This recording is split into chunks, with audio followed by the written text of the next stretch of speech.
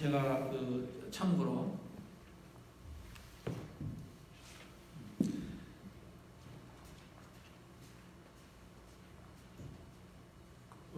오늘 말씀은 그냥 54절만 이해했습니다. 54절인데 22장을 보면은 전체가 상당히 깁니다. 상당히 어디까지 가면은 71절까지가 있습니다. 71절까지가 있는데 제가 지금 누가복음 시리즈 설교를 한 지가 제가 보니까 한 2년 2개월 정도 되는 것 같아요. 중간에 절기날 조금 바꾸고 그래서 이번에 가능하면은 지금 제가 설교할 수 있는 기회가 원래 3번밖에 안 남았습니다.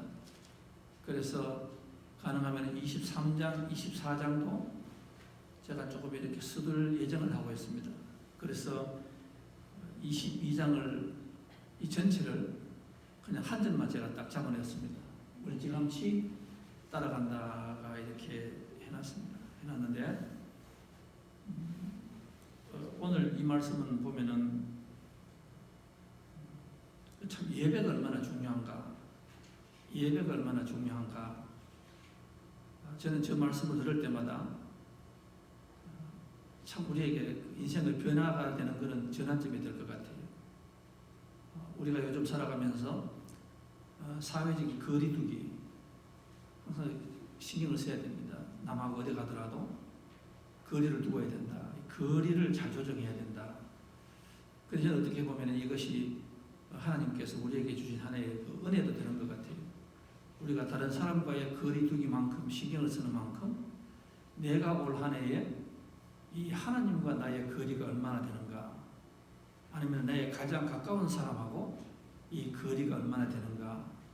여기에 거리는 그냥 단순하게 우리가 피지컬 센스의 거리가 아니라 이모셔널 and 스피리추얼 센스의 거리두기도 우리가 참 고민을 해야 된다. 오히려 세상 사람과 멀어지면서 이런 게에 하나님과 가까이 돼야 되지 않느냐 그런 생각도 듭니다.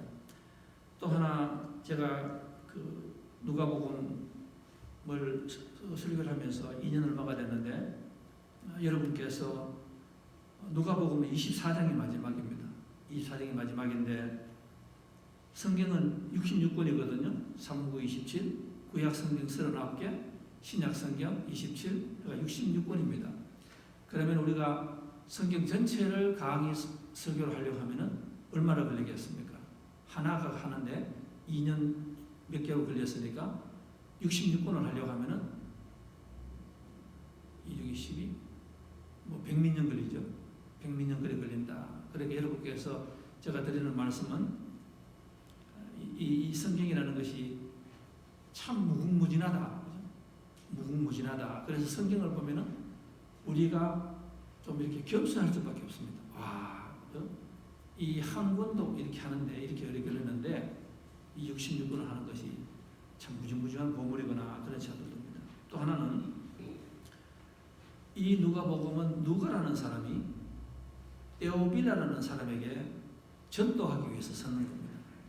여러분 이렇게 생각해 보시면은 내가 내 남편을, 내 아내를, 내 자녀를, 내 부모를, 내 친구 하나를 예수님에게 올바르게 인도하고 전도하기 위해서 얼마나 노력한 피와 땀이 필요한가 제가 그걸 말씀드리고 싶어요.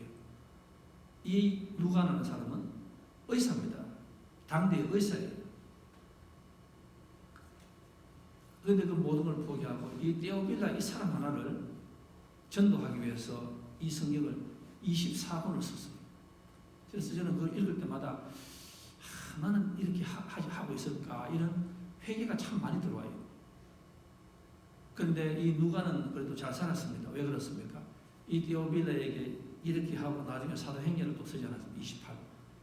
그런데 이 사람이 나중에 큰 인물이 됐거든요. 그럼 또 무슨 말인가 하면은 이 데오빌라는 저와 여러분이에요. 저와 여러분.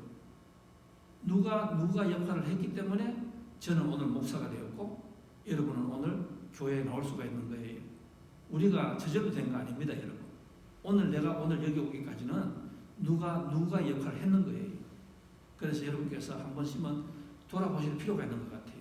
내가 오늘 여기까지 왔는 것은 다 나의 공이 아니라 내 부모나 내 형제, 내 친구 누구 하나가 이 누가처럼 밤새도록 기도하고 피땀 흘리는 거예요. 그럼 우리가 어떻게 되겠습니까? 그러면은 저도 설교를 할 때에 제가 받는 그 누가 나에게 준 그 은혜를 누가의 입장으로 여러분에게 전하는 거예요. 그럼 여러분은 어떻게 됩니까? 여러분도 나가서 남편 전도하려고 하니까, 아내를 전도하려고 하니까, 친구를 전도하려고 하니까 참 힘들다. 그런 말을 입을 탁 다물시기 바라겠습니다. 왜? 누가는 이렇게 긴 세월 동안에 이 한 사람을 전도하기 위해서 수고하고 눈물로 씨를 뿌렸습니다. 그랬더니만은 언젠가는 반드시 기쁨으로 단을 거두는 날이 온 거예요. 그래서 저는 오늘 설교를 하면서 누가복음을 하면서 굉장히 기뻐요. 왜냐하면은 누구 하나가 떼어빌라가 나오는 거예요. 여기서 누구 하나가 나오는 거예요. 누군지는 모릅니다. 하나님이 씨를 뿌리면은 키우는 분은 성령님이시니까. 그 여러분들도 돌아가셔서 그 은혜를 함께 나누면 좋겠습니다. 오늘 22장은 그냥 제가 54절만 했기 때문에 간단하게 설명드리면 그렇습니다. 누가가 말씀드린 것은 뭔가 하면은 우리가 2주 전에 6월절 그 성찬식 설교를 하였습니다. 제가 설교했는 거 여러분 기억나시나요? 너무 오래됐습니까? 제가 설교할 때에 세상에서 가장 비싸고 귀한 음식을 우리가 먹었다. 제가 그렇게 말씀드렸습니다. 성찬식 한 사람이 목숨을 우리가 먹었습니다. 살과 피를 먹었습니다. 그 음식은 그냥 배만 채우는 것이 아니라 우리 영혼을 치료한다고 했습니다. 우울증 환자가 있습니까? 어떤 정신질환이 있습니까? 어떤 병이 있습니까? 그 음식을 먹으면 치료가 됩니다. 그리고 그 피는 무엇입니까?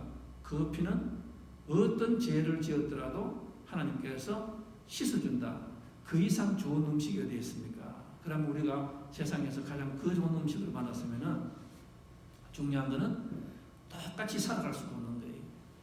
남의 목숨을 세상에서 귀한 아들의 그 살과 피를 우리가 먹고 마셨는데 우리가 똑같이 살아갈 수는 없죠. 똑같이 살아가면 안 되지. 그러면 인간이 아니지. 그러면 억울하게 돌아가셨지 하느님 나라가. 그런 우리가 자세가 되어야 됩니다. 그래서 이제 우리가 기도합니다. 누가복음 22장에 성만찬식이 끝이 났습니다. 그러면 우리가 기도합니다. 야, 이제 예수님께서 마지막으로 돌아가시는 예루살렘으로 돌아가시면은 사람들이 얼마나 변했을까? 우리가 그 흥분되게 하는 거예요. 흥분되게. 또 그러면서 저와 여러분을 바라봅니다. 전번 주에 그런 설교를 하고 저와 여러분은 이제 달라져야지. 우리가 그 귀한 음식을 먹었는데 심지어 맥도날드에 샌드위치 하나 먹어도 배를 탁탁 치면서 너무 좋다, 기분이 좋은데 그런 귀한 음식을 먹었는데 우리가 똑같이 절대로 살아갈 수는 없다. 그런 각오로 저와 여러분도 나갔습니다. 그래서 오늘 성경을 이렇게 펴는 거예요. 펴니까 그 다음에 24절에 뭐라고 나오는가 하면은 제자들 사이에서 이제부터 다르게 삽시다 이런 말을 안 합니다. 뭐라고 나옵니까? 그 다음 나오는 말이 그 자리에서 사람들이 모여서 서로 자리 다툼을 하기 시작한다. 이게 참 예수님이 볼 때는 억장이 무너질 것 같아요. 내가 지금 성찬식 하면서 내가 이제 가서 죽는데 그 음식을 내가 준다고 말하니 이 제자들이 뭐라고 합니까? 3년 성경 공부시키고 말씀을 전했더니만 하는 말이 뭔가 하면 거기에 스스로가 자리 다툼하는 거예요. 자리 다툼. 당신이 말하는 그 하나님의 나라 거기에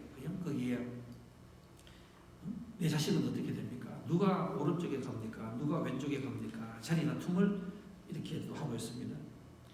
그런데 그뿐만 아니에요. 거기에서 베드로가 이렇게 나가니까 예수님께서 뭐라 하는가 하면은 시몬아 이야기하니까 베드로가 뭐라고 이야기합니까? 제가 지금 여러분에게 요점을 말씀드립니다. 22장 요점 제가 하나밖에 안 읽었으니까 시간상 거기 가니까 뭐라 하는가 하면은 그 베드로가 큰 소리 많이 칩니다. 다른 사람은 다 부인해도 저는 절대로 부인 안 합니다. 저는 예수님을 위해서 목숨을 걸었습니다. 이렇게 말합니다. 그래서 예수님께서 뭐라 하는가 하면은 내가 볼 때는 너가 닭이 울기 전에 나는 3번 부인할 것이다. 솔직하게 말씀을 드려요. 솔직하게 말씀드립니다. 그러다가 아니나 다를까 예수님이 이제 잡혀가시고 그 계집종에게 이 베드로가 3번 예수님을 부인하는 거예요. 근데 여기 부인한다 이 말 속에 여러분께서 좀 깨달아야 되는 것은 이 베드로는 성경에서 가장 위대한 사도예요. 우리가 본받기를 원하는 사람이에요. 베드로 전서 후서를 한번 보시고 베드로의 제자 마가복음을 한번 보세요. 이 베드로는 대단한 사람입니다. 우리에게 참머리가 되는 사람이에요. 특히 이렇게 지금 혼란한 시대를 살아갈 때에 베드로 전서 후서가 참 은혜가 돼요. 그런데 이 사람은 예수님을 변화산에서 본 사람이고 또 예수님의 수제자고 하여튼 굉장히 좋은 사람 아닙니까? 또 마태복음 16장에 보면은 나가 누구냐고 말하니까 이 베드로가 뭐라고 이야기합니까? 주님은 하나님의 아들이요.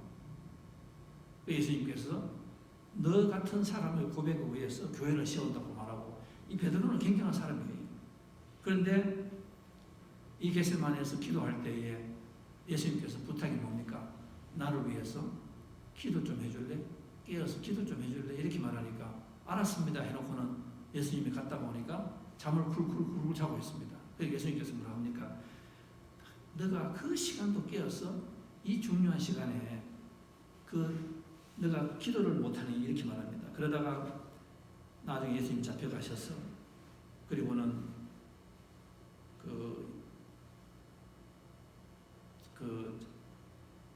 예수님을 부인하고 그리고 마지막에 어떻게 됩니까? 예수님이 돌아가시고 닭이 우는 소리에 베드로가 정신을 바짝 차리는 거예요. 그러면서 막 대성통곡합니다. 그리고 베드로는 어떻게 되었습니까? 베드로는 마지막에 순교합니다. 부인한 사람이 예수님을 위해 순교를 하는 거예요. 자, 그러면 오늘 그 말씀의 주제가 이겁니다. 그러면은 베드로가 왜 그렇게 초라한 사람이 되었습니까? 왜 그렇게 큰 소리 치는 사람이 교회에서 직분 다 가지고 있고 성경 공부도 다 시켜봤고 어떤 프로그램도 해봤고 그렇게 큰 소리 치는 그 신앙이 여러분의 삶 속에 가가지고 그만 너무너무 초라한 모습으로 변할 때가 있어요. 그 이유가 뭡니까 여러분? 그 이유가 뭐예요? 성경 오늘 읽어봤는 하나를 딱 말합니다. 뭔가 하면 그것은 베드로가 예수님을 멀찌감치 쫓아갔기 때문에 그렇다. 그 말 한마디로 딱 잡아내는 거예요. 그래서 오늘 우리도 그렇습니다. 오늘 이 대강절은 성경에서 뭐라고 이야기했습니까? 삶의 기쁨의 시작이라는 말 아닙니까? 그죠? 대강절, 성탄절, 기쁘다 구주 오셨네. 성탄절, 새로운 시작이에요. 그 새로운 시작, 기쁨, 모든 것이 새롭게 변하는 것이 바로 되는데 왜 그렇게 되지 못하냐면은 베드로는 멀찌감치 쫓았다 이렇게 나오거든. 그럼 이 말씀이 오늘 저와 여러분이 이 베드로를 듣지 말고 여러분의 삶을 한번 쫓아보세요. 여러분의 삶을 쫓아보세요. 이 예수님을 내가 쫓아갈 때에 멀찌감치 쫓아갔다. 여기에 멀찌감치라는 말은 무슨 말인가 하면은 눈치 보는 사람이 있죠. 눈치 보는 사람이 있습니다. 뭐를 할 때에 이렇게 교회 같은 데서 보면 우리가 큰 소리를 칩니다. 믿습니다 이렇게 말을 합니다. 그러나 현실에 가면은 항상 이렇게 이중 플레이하는 사람이 있죠. 이중 플레이하는 사람이 있습니다. 그 믿을 수 없는 사람. 몸은 있는데 마음은 따로 있는 거예요. 이것을 요한계시록에서는 뭐라고 합니까? 믿음이 차갑지도 않고 뜨겁지도 않다. 너는 미지근하다. 그 미지근한 것은 뭡니까? 제가 한 말씀 드렸죠? 미지근한 성경은 신앙은 뭔가 하면은 미지근한 물에 개구리하고 똑같다. 개구리를 죽일 때 어떻게 죽인다고요? 그냥 물속에 딱 잡아놓으면 탁 튀어나옵니다. 어떻게 합니까? 미지근한 물에다가 개구리를 잡아놓어요. 그리고 온도를 서서히 올립니다. 그러면 이 개구리가 자기가 죽는 줄 모르고 거기 있다 이 말씀이에요. 그러니까 멀찌감치 쫓아가면 안 된다. 그럼 대강절은 무슨 말입니까? 대강절은 여러분의 신앙에서 내가 지금 예수님하고 얼마나 거리가 가까이 있는가 여러분 한번 돌아보시는 시간이 바로 대강절날 예배예요. 하나님께서는 이 대강절을 준비하시면서 우리 인간들에게 가까이 오고 싶었습니다. 멀찌감치 여러분 가장 사랑하는 사람이 여러분 옆에 있습니다. 가까이 가고 싶죠. 여러분의 자녀가 있습니다. 가까이 가고 싶어요. 사랑하면 가까이 가고 싶어요. 그런데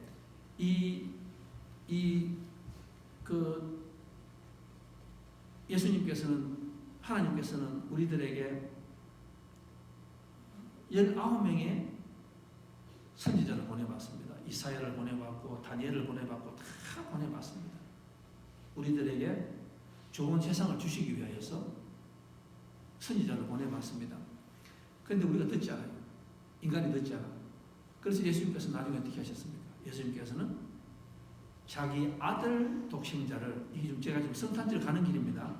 자기 아들 독생자를 인간들에게 가장 평범하고 가장 낮은 곳으로 예수님을 파견을 했어요. 우리하고 가까이 가기 위해서. 가장 가까이 가기 위해서.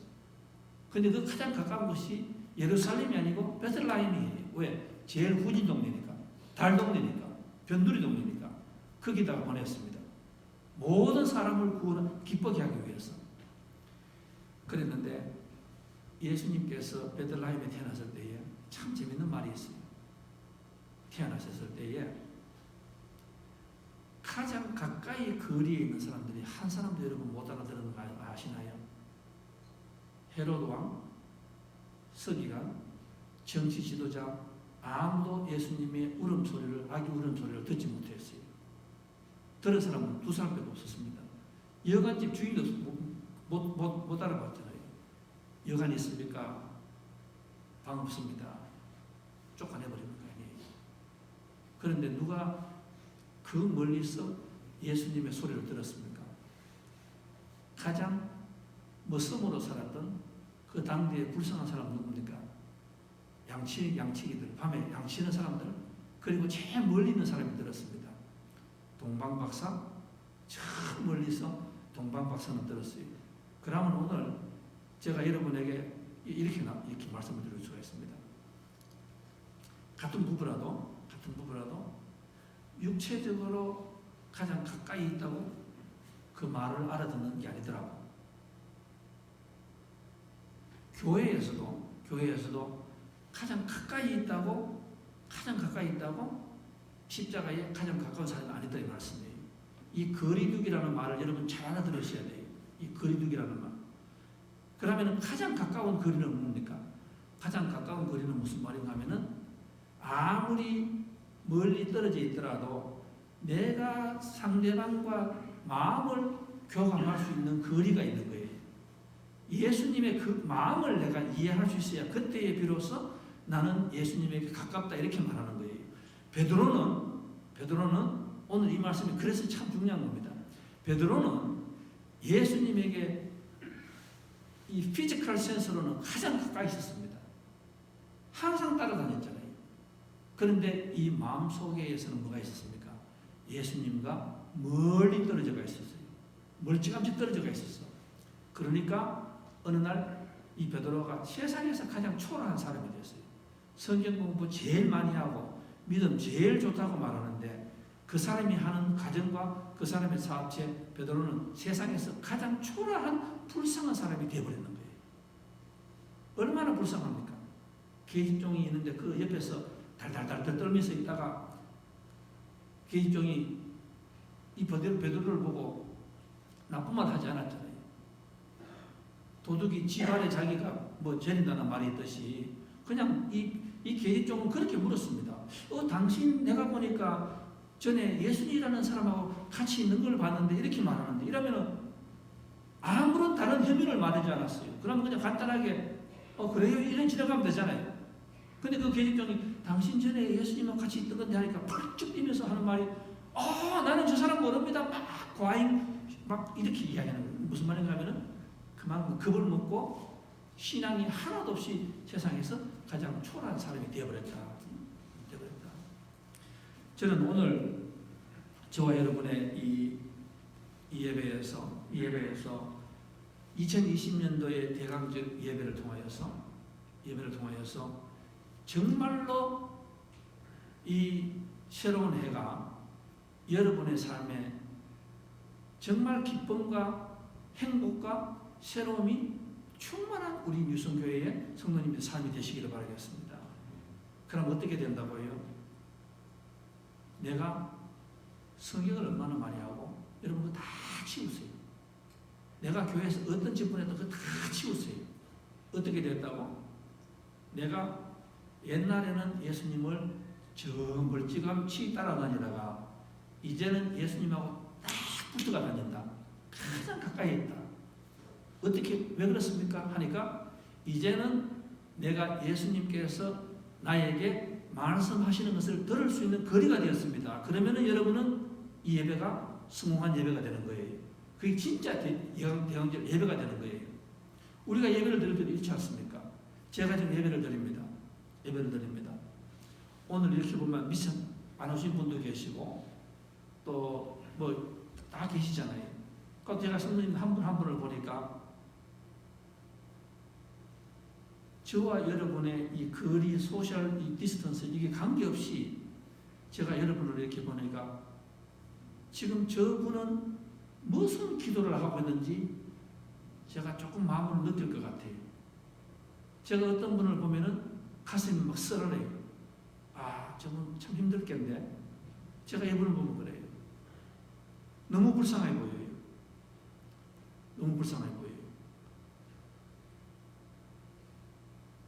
그런데 중요한 것은 예수님이 여러분의 오늘 자세를 보시고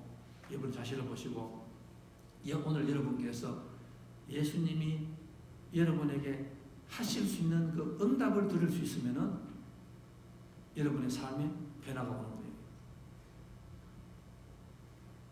여러분 제가 간단한 질문으로 한번 여쭤보겠습니다.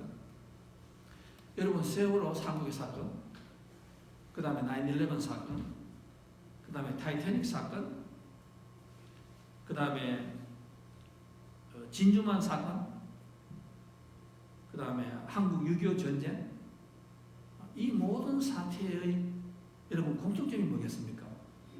제가 여쭤보는 거예요. 한국의 세월호 사건, 아니면 뭐 상품 백화점 사건, 아니면 타이타닉 사건, 그 다음에 1941년 12월 7일에 일본이 진주만을 공격했습니다. 펄하버 어택을 했죠. 그 다음에 6.25 사변, 9/11 이 사건이 다 공통점이 뭐겠습니까? 이 공통점이 다 뭐겠습니까?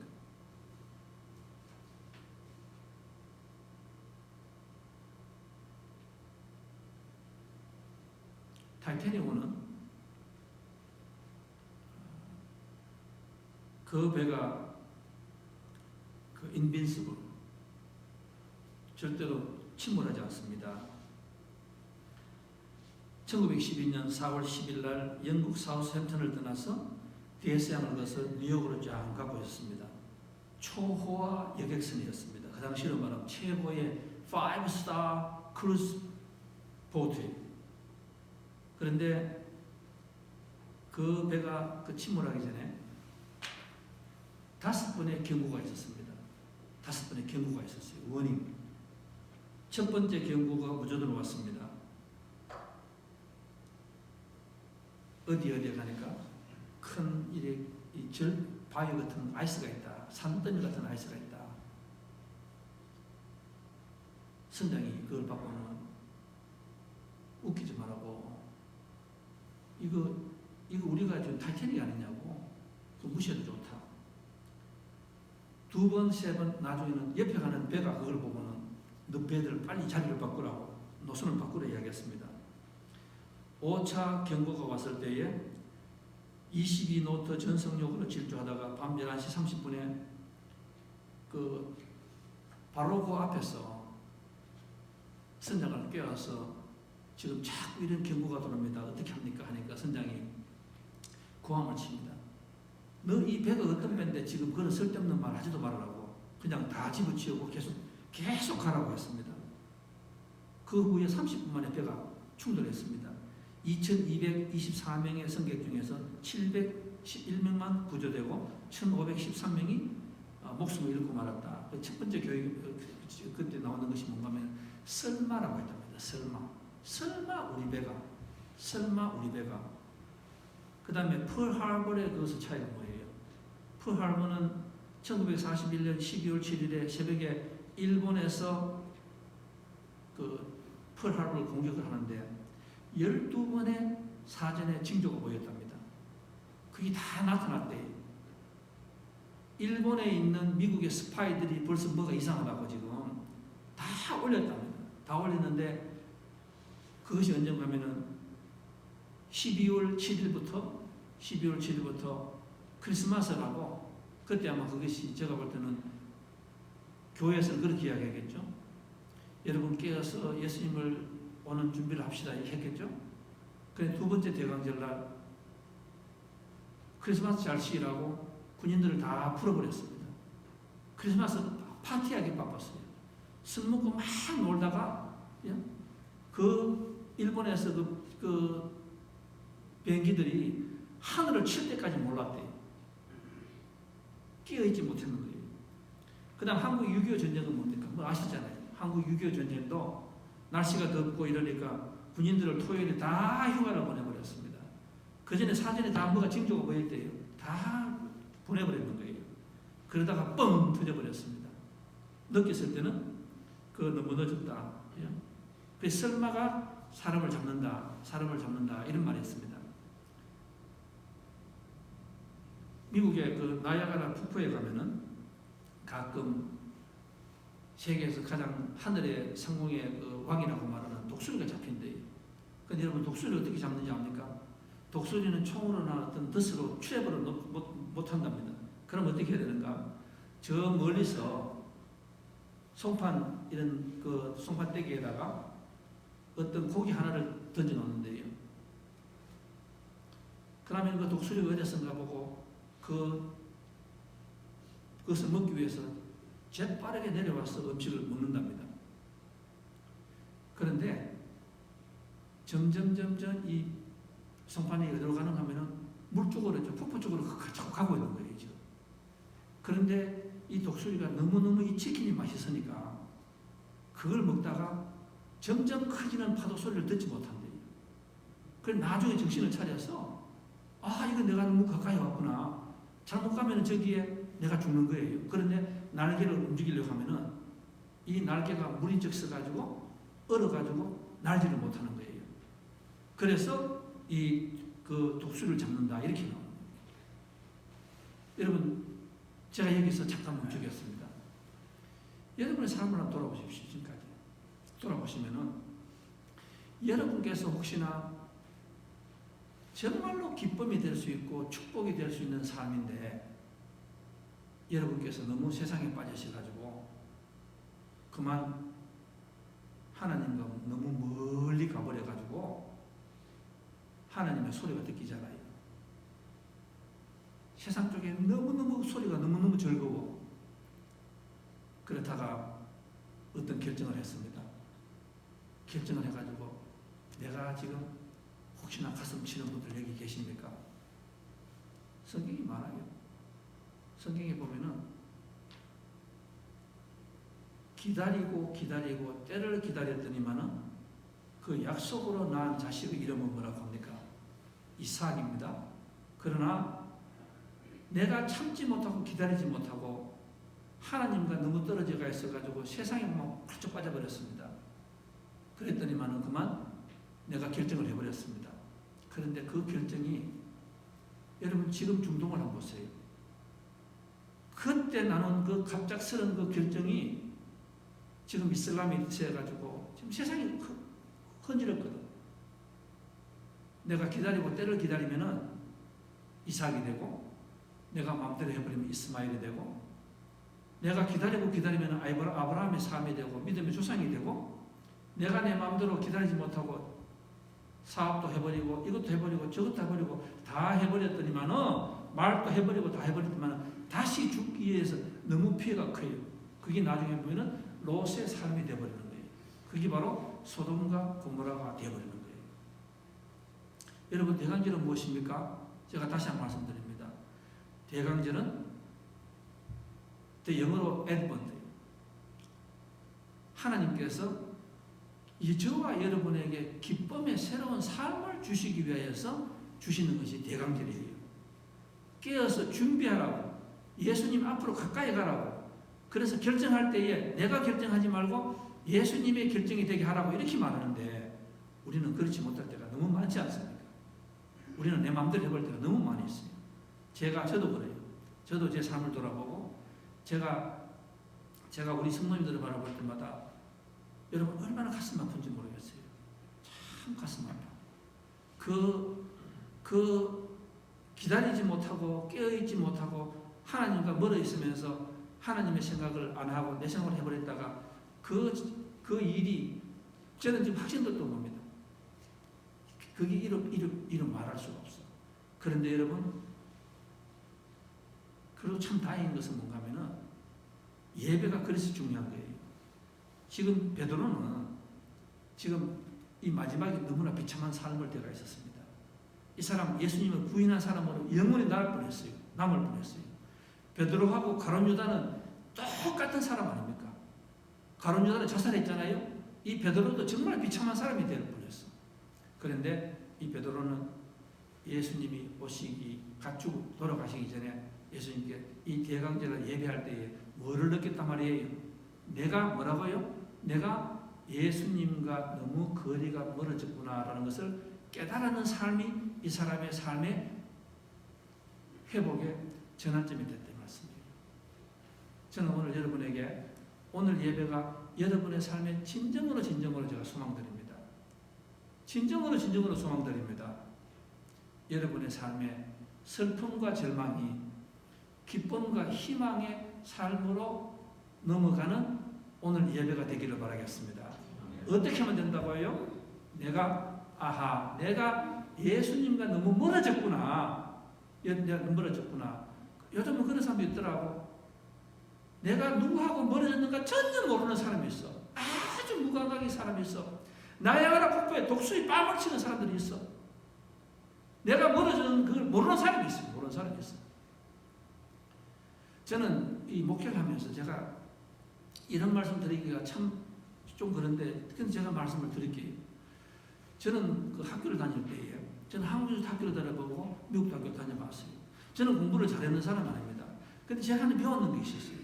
어떤 학생은 참 별로 공부를 안 하는 것 같은데 공부를 참 잘해. 성적이 항상 잘 나와. 그래서 제가 한번 이렇게 봤습니다. 제가 하루는 신학교를 다닐 텐데, 저는 참 이렇게 공부를 하는데 성적이 잘 안 나오는데, 그 친구는 성적이 너무너무 잘 나오는 거예요. 그래서 제가 어느 날 이렇게 물어봤더니 그 친구가 그렇게 얘기하더라고.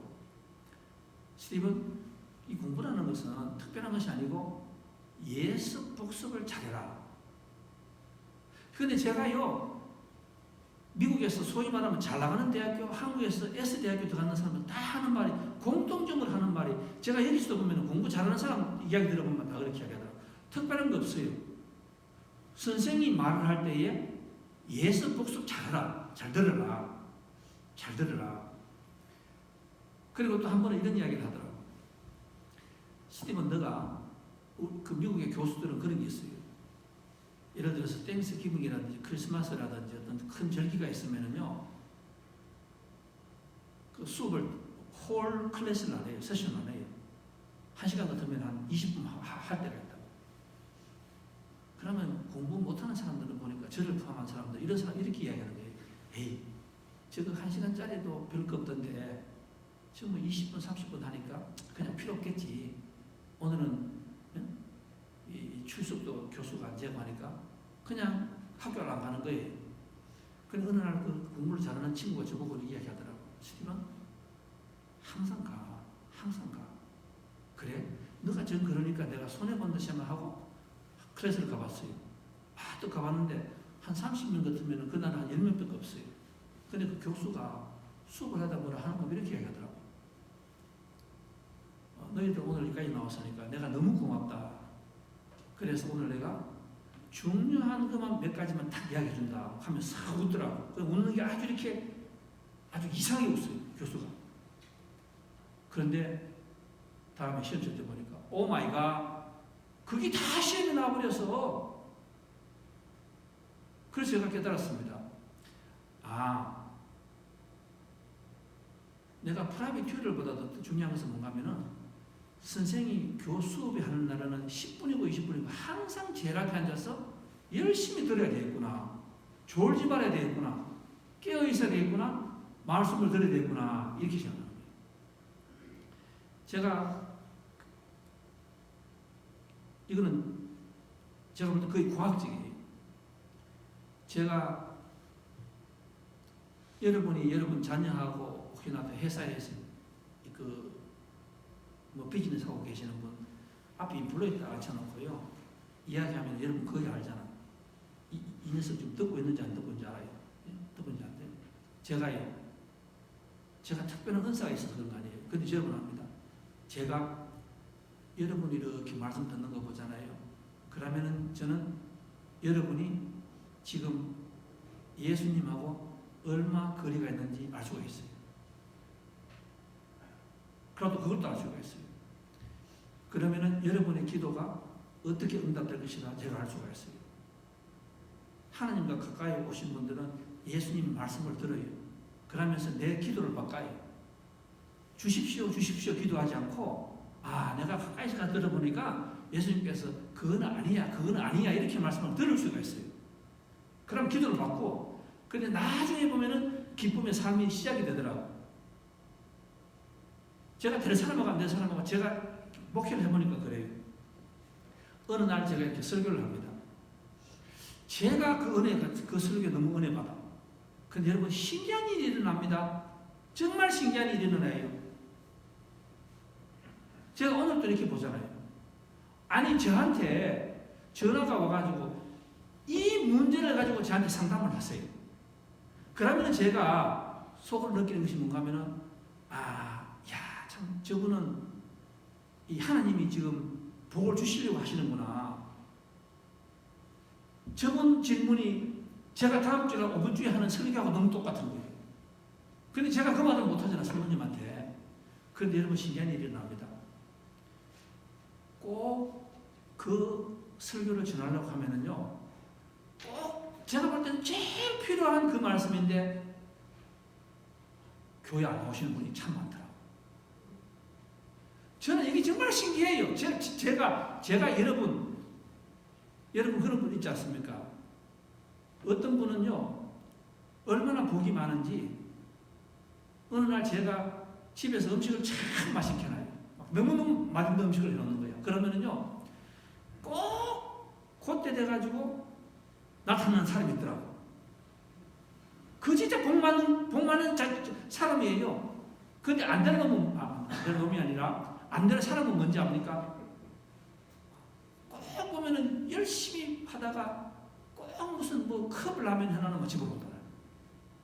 그래서 두둑두둑 불평하더라고.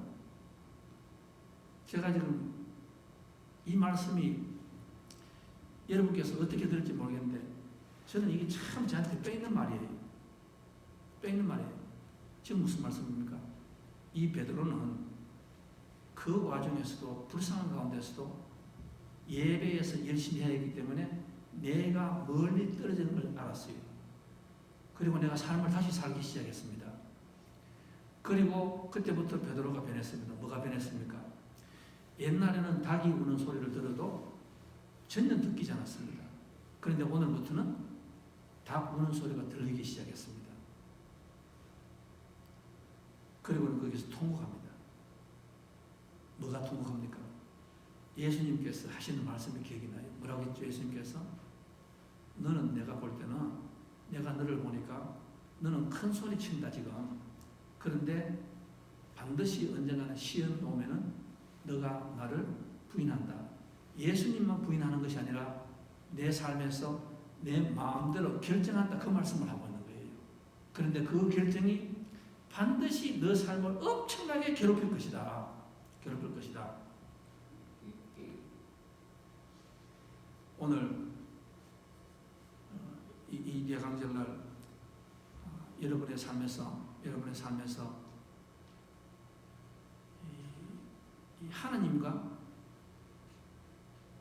정말 가까이 가서 주님께서 주시는 그 말씀을 여러분 들을 수 있고 그 들음으로 인하여서 기다릴 수 있는 그 은혜가 임하시는 여러분이 되었으면 좋겠습니다. 그리하여서 이 대강절이 정말로 기쁨과 행복과 이 축복의 시작이 되는 오늘 대강절 예배가 되기를 주님 이름으로 축원드리겠습니다. 다 같이 기도하겠습니다. 하나님 아버지, 저희들이 예배를 드리면서 이 대강절을 수도 없이 많이 예배를 드렸습니다. 그런데 항상 저희들은 점점 더 세상적으로 가까이 들어가고 예수님과 거리가 멀어지고 있음을 저희들이 깨닫지 못하였습니다. 그래서 저희들이 삶을 살아갈 때마다 예수님을 부인하고 내 생각을 따르고 세상의 우상을 따라갈 때가 참 많이 있었습니다. 마음대로 결정하고 마음대로 행동할 때가 참 많이 있습니다. 하나님 아버지, 오늘 우리 모두가 예외 없이 지난 우리의 그 어떤 결정을 가지고 고민하고 걱정하고 근심할 때가 참 많이 있습니다. 하나님 아버지, 오늘 이 시간을 통하여서 우리의 삶의 새로운 전환점이 될 수 있는 터닝 포인트가 될 수 있는 우리들의 예배가 되게 도와주시옵소서. 우리가 예수님과 멀어졌기 때문에 일어난 그 모든 일에 대해서 우리가 회개하고 더 예수님에 가까이 갈 수 있는 저희들이 우리가 되게 도와주시옵소서. 그리하여서 어려움과 절망과 슬픔이 기쁨과 환희와 소망과 희망의 시작이 되는 우리들의 삶이 되게 도와주시옵소서. 예수님 이름으로 기도하였사옵나이다.